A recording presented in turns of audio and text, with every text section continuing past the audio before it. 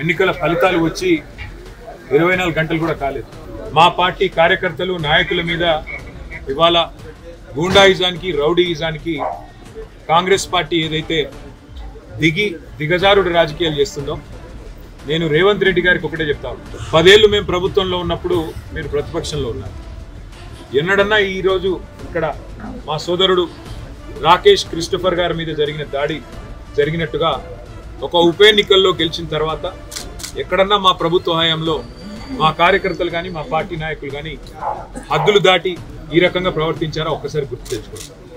ఒకవేళ మేము కూడా ఆనాడు 7 ఉప ఎన్నికల్లో 2 కార్పొరేషన్ ఎన్నికల్లో జిల్లా పరిషత్ ఎన్నికల్లో గెలిచిన తర్వాత విజయ గర్వంతో విర్రవీగి నిన్న మీ వాళ్ళు ప్రవర్తించినట్టుగా మా పార్టీ గుర్తైన కారు గుర్తుని ఏదో ఊరేగింపు చేస్తూ అవహేళన చేస్తూ చిల్లరగా ప్రవర్తించుంటే ఇవాళ మీరు ఎక్కడ ఉండేటోళ్ళు ఆలోచించుకోండి.